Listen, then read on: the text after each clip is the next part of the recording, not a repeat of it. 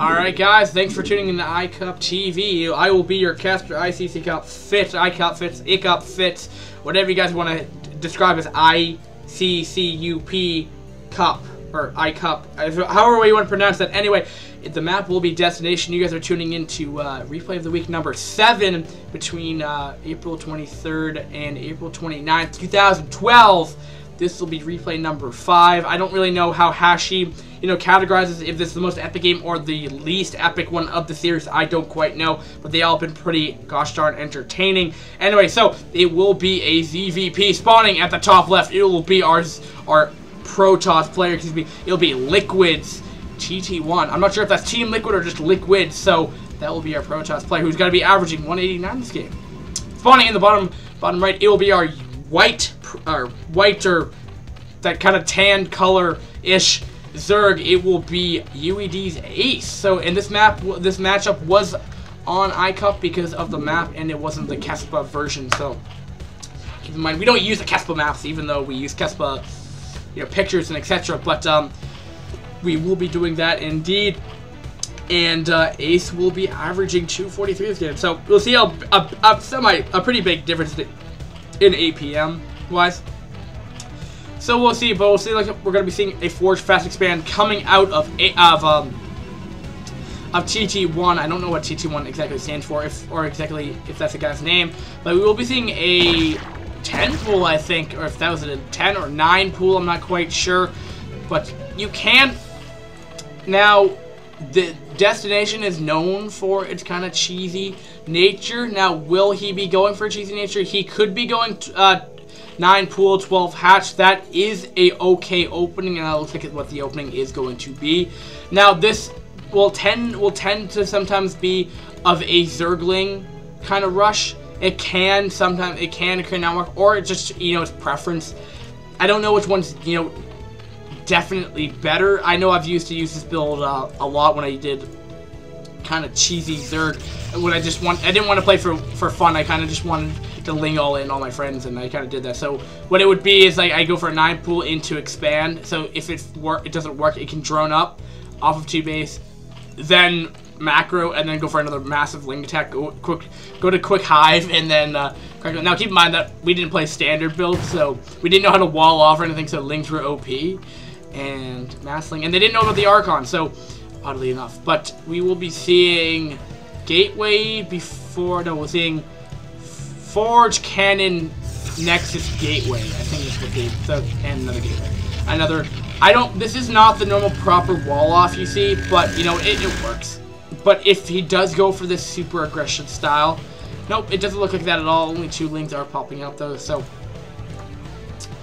I was wrong. But that's okay. So we're just seeing, a pretty standard opening. We're seeing a double, triple expand. Maybe that's actually the standard. I'm not sure. I normally see 12 pool, 12 hatch, 12 hatch, 12 pool, and then this expand whenever around 14 or 15 supply.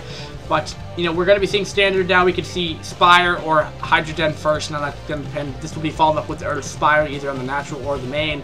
Now for Protoss, this will be probably followed up with +1 whenever gas finishes, which right about now, and then that will go put down Cybercore shortly. Cybercore is going down, and around 340, I think, is the a normal time for a Forge Fast Expand Cybercore to go down, and that was around 345, I believe. And I wouldn't be surprised for +1 to start, and then we'd probably see Stargate coming out right after, or Stargate might come out first. It depends. And then from the Stargate, that's where the build can also differ in ZVP, PVT, ZVP. Yeah, I think I said it right before. ZVP, you could see Corsair coming out pretty quickly. You could see 1 Corsair, you could see 2 Corsair, you could see Mass Corsair with +1, you could see +1 Corsair with 1 Corsair to juke out your opponent, if you want to do that. And I don't know to see that, but that is a possible thing you could do to put the mindset on your opponent right there. The reason for it is so you can just hit out the Overlords before any kind of anti-air is out. Depending on it looks like we're seeing 3 base Hydra coming out. Will be the option of choice here until that Spire comes out. Now, what it chooses to do with the Hydra, it depends. Sometimes you'll see a a timing push. If we see double hatchery coming down, which we might see one hatchery coming down here to further wall off, but it looks like this guy wants to put down a hatchery as well. So we might be seeing 3 base 5 hatch. I've seen a couple times before can work against Protoss. You just mass Hydra, and it can break down the front door sometimes if the Protoss is not expecting it. But, you know, we'll be seeing Lurker Tech, so it doesn't look like that at all. You know, it's just going to be... It looks like it's just going to want to go for, you know, more of a late game. Now, again, like, it really depends. You can go Lurker Tech, you can go 3 base Hydra if you want. This is just... you can't really tell the difference. Sometimes you can tell by the gas amount coming in. I mean, look at the gas intake right here. I mean, the third isn't being utilized. The natural is. Now, to me, I couldn't tell. To another caster, it may or may not. But there is a semi-decent high link count. Corsair is out. Is he continuing production? Corsair, yes, he is. Charge should be starting shortly. And +1 is starting as well, like I was saying earlier. That is the pretty standard opener. And will it snipe off a Scouting Overlord? Not bad. I believe that will supply block the supply block Ace right here. So Ace, I believe he was like rank 1 in ladder 1v1 last season for season 21, I believe. If you guys were wanting for a fun statistic there, but otherwise, I really wouldn't know much of these players. Ace, I believe, might be the head of UED clan. I'm not quite sure. UED isn't the greatest clan. It's kind of like a group of players to go with. But, you know, also sometimes you'll get the Hydra out to deal with the Corsair just being annoying. But is he going to continue production? No, it looks like he's okay with 2. Like I said, you can see 1 or 2, but I could be wrong. No, they're going to for my personal preference, I'd probably stick with 2, just because you don't want to overcommit with them. But we will be seeing a 3rd one coming out as well. But a lot of he's going to be doing a lurker push, a timing push with Lynx here. Now, will this be enough to break down the Protoss? I'm not quite sure. If one can might be down, if one can will fall, but there's a lot of red blood and not so much blue blood.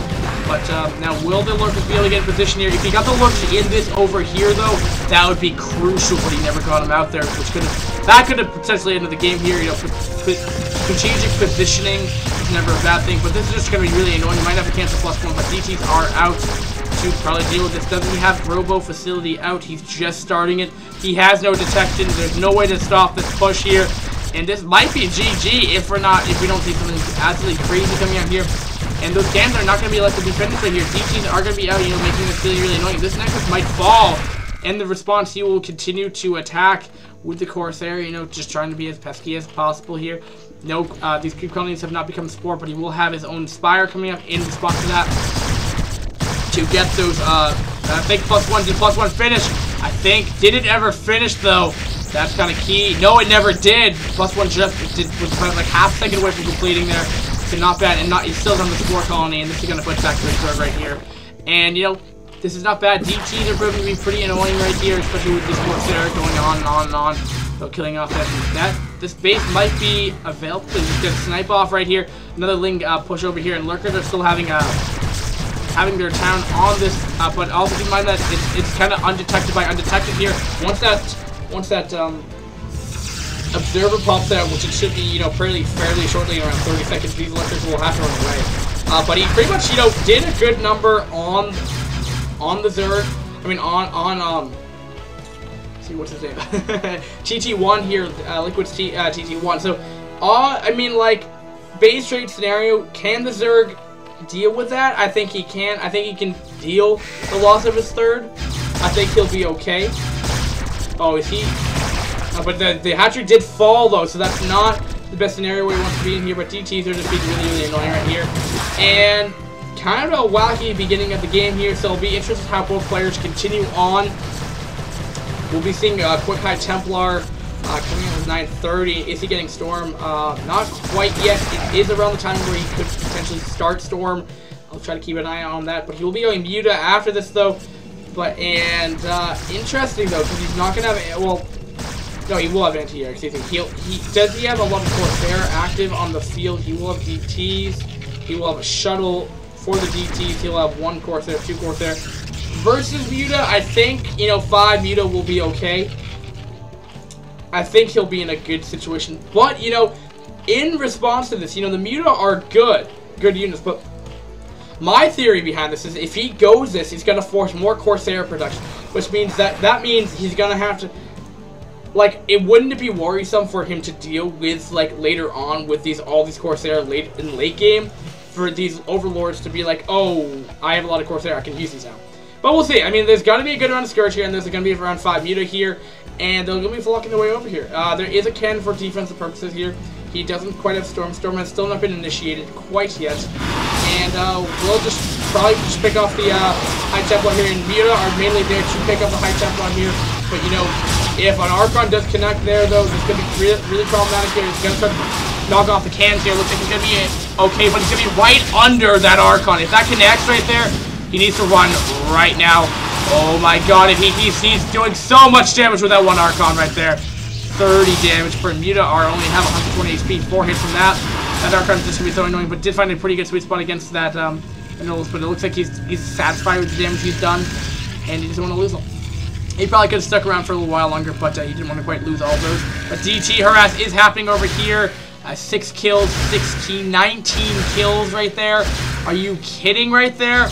Such effective, and this is kind of crazy.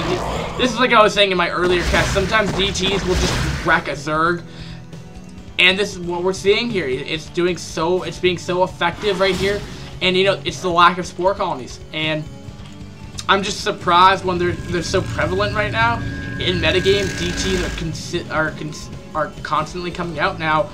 From, I mean, in both matchups in PvT and PvP, PvT, PvZ, DTs are used. They're being utilized to the fullest here, and it's still catching people off guard here. I mean, even when we're seeing with these high APMs right here, which again I wouldn't know, but Ace is a top tier player. I mean, at least in iCup he is top performer in the foreign scene, and you're just seeing that he's falling to DTs.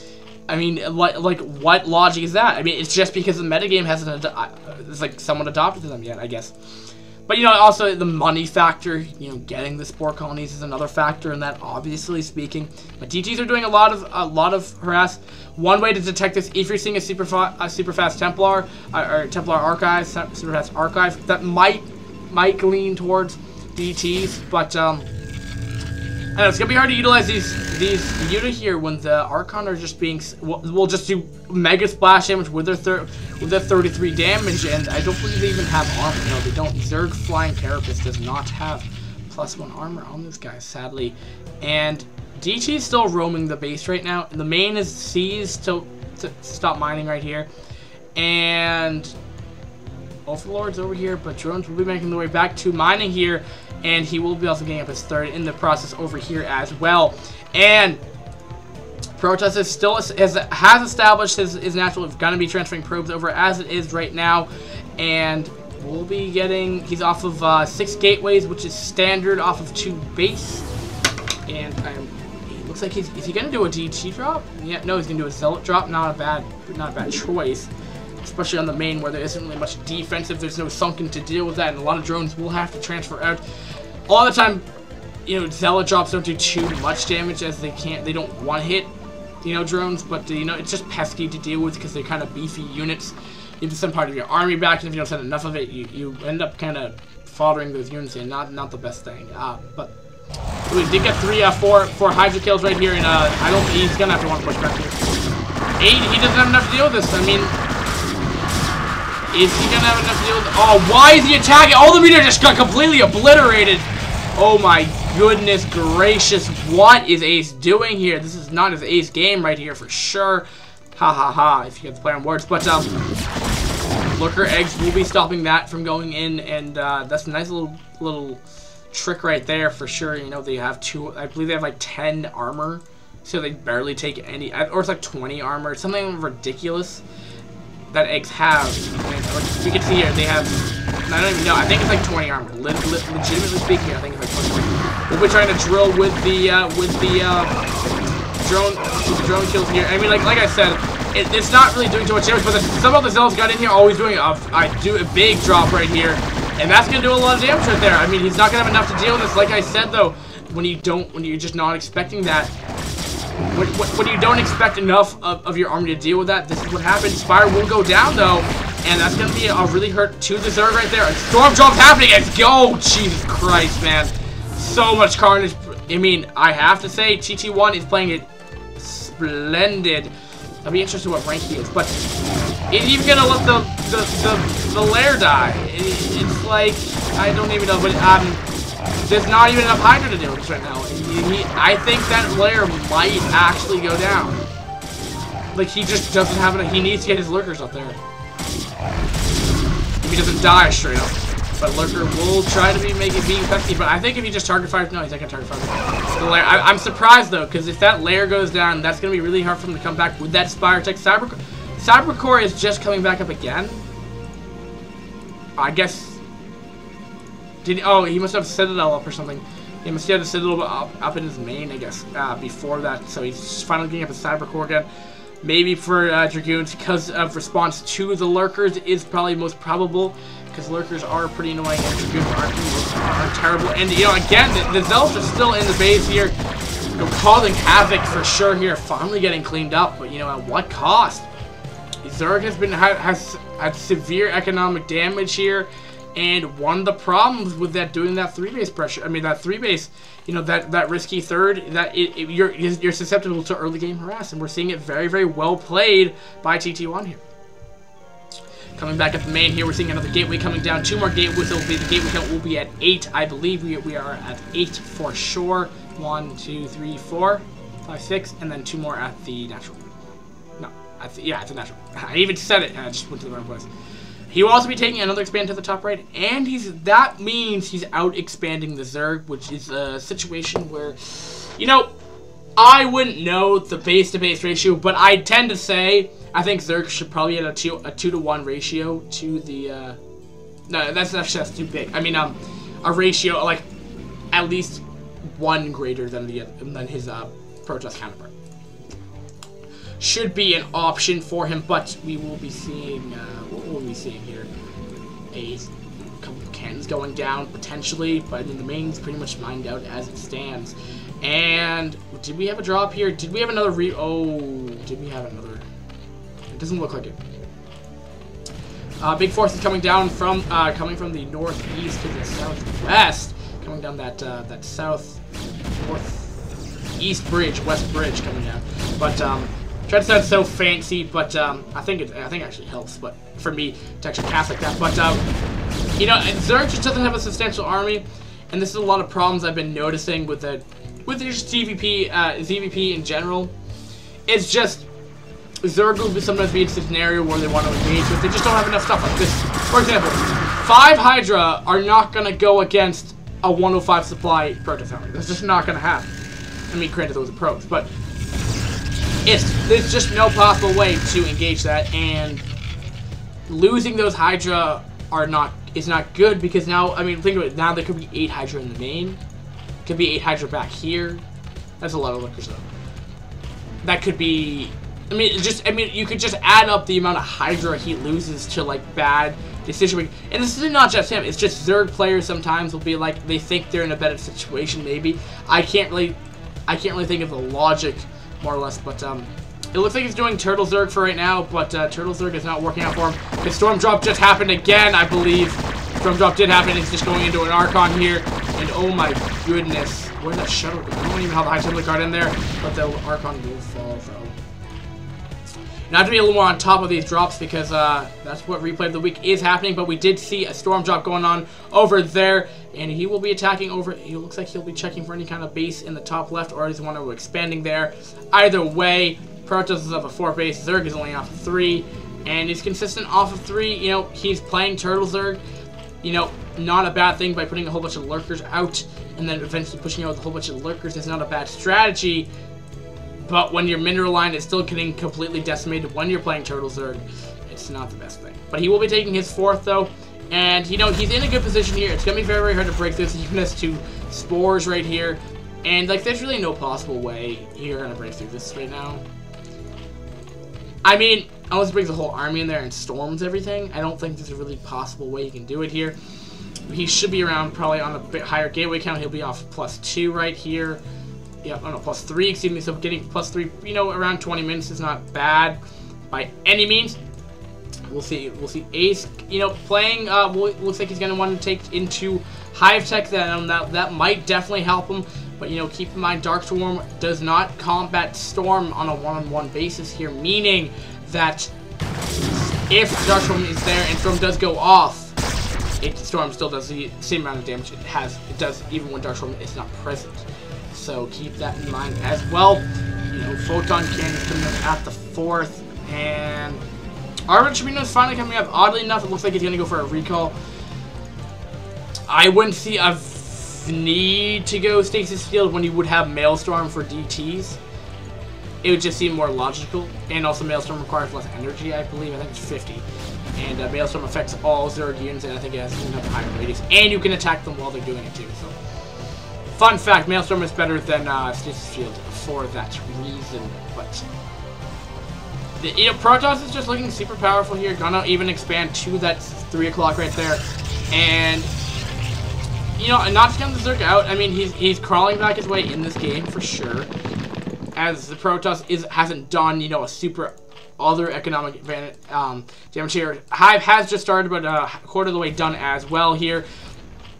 And what are we going to be seeing here? We're going to be seeing, you know, Zerg is just, I mean, Protoss is doing something where he's playing a little bit more safer, I believe, because he's not going to go, he knows that there's lurkers in the bases, so there's no point to engage, there's no point to lose a whole army here, but if these lurkers get oh man, 2 lurkers getting completely just misrouted, that's 2 more less lurkers are there to defend here, and you know, this is one of the benefits, like I was saying last game, with the PVZ thing, Protoss will get that center map control, so it's really hard to split up your army. You know, that's just one of the downfalls to going this turtle style, where all your army isn't all in one place, versus the Protoss army that's all in one place, getting that map control for sure. And we'll be putting down pretty good setup of wall off right there. It's gonna be hard to break through that. Now, will there be enough for Protoss to break through this? I think if he gets Storm off, I think he could break through this if he really wanted to. Now, I think he might be going around the rear side, around the south. He'll probably go southeast, southwest, and just go up this little ramp up here. And Lings are going to just try to stall for as long as they can, but you know, Storm will instantly obliterate them, sadly, but it's the truth. And looks like Lings are going to try to make their way in here. Now, I don't believe Crackling has finished yet. Crackling has just started a quarter of the way done as well. And you're getting a defensive Reaper here for a reason here. And he's gonna go for it. He's gonna go for it, and I don't think he's gonna have enough here. Sadly, his lurkers are in good positions here, but I think there's just so much stuff here that the Protoss will be okay. Even that Archon King in the mix here, and still just taking so many hits right now. And these 0+2/0 lurkers aren't doing that effective. And Following Marines, I think he's just trying to find. If you're in a situation, you hope that your opponent makes a big error, and that was an error that he was hoping probably to happen right there, but that just never happened. And Lings will be, you know, coming around the mid north right there to just maybe try to do some damage here, trying to find an expand to go against. But there's so many cannons, there's so much defense from the Protoss. He's playing it so safe, playing it very non-risky here, and that's not necessarily a bad thing. I mean, Zerg has now, I mean, reclaimed. I mean, he's mining off of, you know, 5 bases now, which is not. I mean, it's problematic to say because he's mining off of 5 bases versus the Protoss is mining off of 4. Where the Protoss. Well, what am I saying? No, it's not bad. It's good because the Protoss already mined out a base, but Storm is just going to be so annoying. And you can just hear all the Zerglings dying completely. I mean, like, they're literally dying right when they come in contact with that army, which is very bad. So we have to see something coming out of the Zerg. I mean, we have to see some kind of Doom Drop all-in. I think we need to see an all-in from Ace at this point in time. I don't think he can come back from just generic play. TT1's too good of a player to let up some kind of like lead that would rather get him. He's trying his best to deny expansion with the Lings, but there's just his Lings are too weak to deal with right here.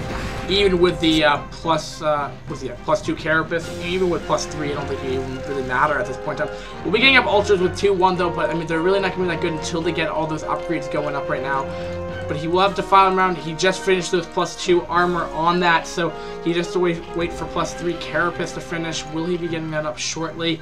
He's getting up drop. I believe he's going to be doing that Doomsday drop, and still no +3 Carapace, I don't believe, unless there's another Evo chamber up here. No, it doesn't look like that at all. And Protoss is looking at 1-3, getting shield upgrades, oddly enough, continuing to get shield upgrades. You know, I guess the thought process behind that would just be because Plague Goo, if it goes off, I mean, the shields are still there. But but Overlord is going to get spawned. We'll be spawning that. He will be taking the third, or like the super close base of the Zerg here.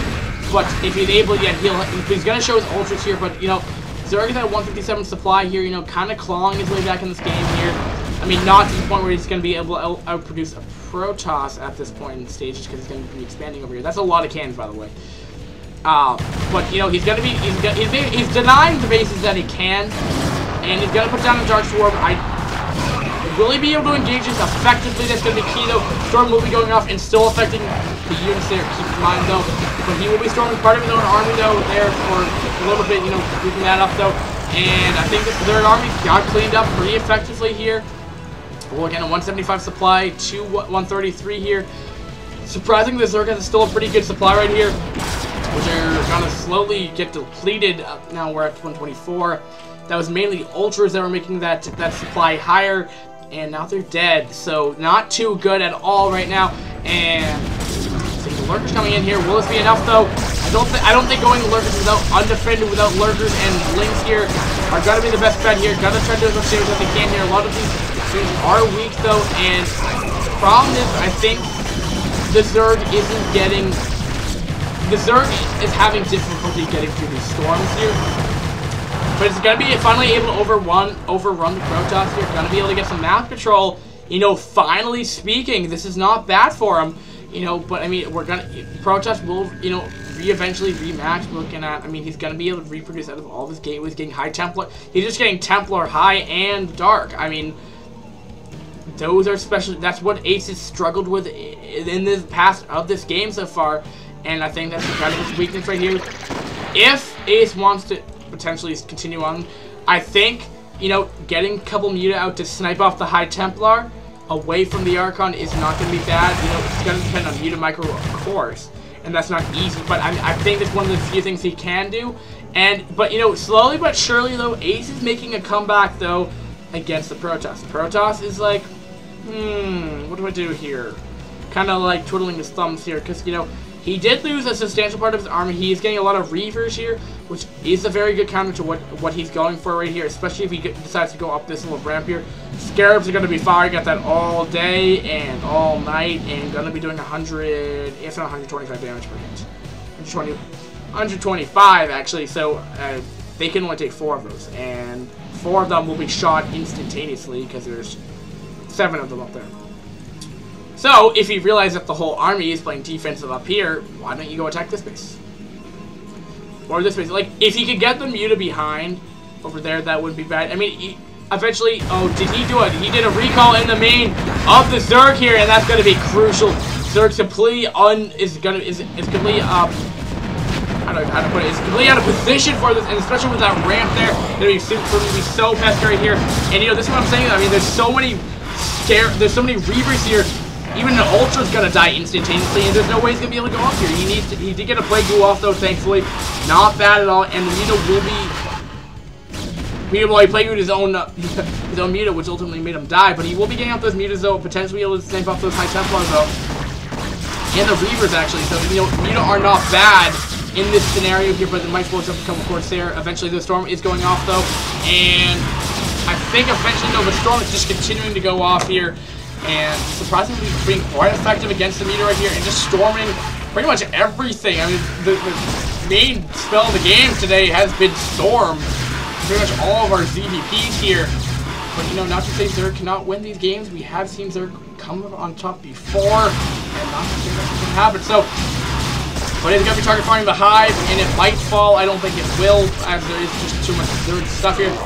And he has 3 more Reavers. This hive is gonna go down. He's left his whole army back at home. Like, it's kind of bad. It's literally the thing is, if he's gonna do this, you know, counterattack with it. And, you know, one Muta is gonna take forever to kill off these 2, 3 Reavers here. I mean, it's gonna be, annoying. They're also regenerating their shields. I mean, that's just, you know, that much more a nuisance right there as they're regenerating their HP. We'll be putting down a set of waves of drones here. And what looked like, you know, wasn't bad for Zerg is, you know, turning a little bit more grim here. He's finally sending in Lings to deal with this right here. But there's so many anti-Lings here, I see why he didn't do that. I mean, the Archon is still alive. Like, oh, if they connect, though, trying to do the best with meter micro if you can. A nice little split right there. Making a triangle of doom and destruction between that, but, you know, it's hard. I really don't see Ace, and there's a high. We see 1 Dark Templar, I think, per each game we've seen, and so it means we're in late game now. We see the Dark Templar, Dark Archon. Excuse me. We've seen Dark Archon before, and gonna go down here as well. Gonna be kind of, you know, tough for Zerg to engage here. This is a completely anti-Ling army. Zealot, Archon, like, I believe, what? That was a super fast Zealot right there. But, you know, we're gonna be seeing 7. We see 7 Archon. We see Reavers that do splash damage to Lings. We see Zealots soaking up damage. We see Storm. That is anti-Ling, my friend, completely speaking here. We'll be going up here. Now, will there be enough here to deal with this, though? I mean, look at the Lings just completely getting obliterated. Look at the blood and carnage everywhere. I would not want to be a Zergling in this Ace's Zergling army. Their death rate is 100% for sure here. And I'm not even Muta. I don't think there's a safe. There's a G, but no, not a second GG. But we're gonna be seeing that, and that is the end of that epic replay. That will conclude our awesome series. But for fits of the game here, you know, of me being negative, not trying to be negative, but you know, well, just set him back. I think Ace was, you know, it was just these kind of like, it was just a bad. We saw a 3-base opening for Ace, and you know that leaves you more susceptible to, you know, aggression. And we kind of saw a wacky thing. We saw like DT snapping off the 3rd. Then we saw him going with an early like timing push with Lurker Tech, which was interesting. And that canceled off the natural, but it wasn't able to kill him off outright. And so then he was staying to the main, but then he did a drop play. He did Corsair Harass. That put the Zerg further back, and then he did Storm drops, which were like absolutely like game-changing right there. And that just ultimately set him back right there. And then Protoss expanded. Like, that's what happened. We're looking at, if you look at the unit count right here, well, Zerg is always going to be ahead. But he killed 442. Wow. He lost 440, and that's going to be an easy statistic. And structures are boring. I mean, like, resources here. I mean, Zerg was behind in macro. Like, that shouldn't happen. That's kind of what also happened. Like, he just was set back. He wasn't able to combat the macro of the Protoss. You can see there, statistically speaking, 66... Looking at the score is 66,000 to 59,000. I mean, that's about like around a 10K difference right there. So without further ado, I think that's just what put you back, man. You know, just a counter to the build. You know, you win some, you lose some. Scouting information always can help, you know, to find the counter. Maybe going there with the lurkers wasn't the best idea. Maybe doing that super on aggression, but I mean, that's your playstyle. Sometimes it works, sometimes it doesn't. If that's your playstyle. So, thanks for watching, guys, and this has been great to cast these 5 games tonight. It's been like 3 hours of casting. Great, guys, and I'll see you guys next time for whatever cast I'm doing. Peace.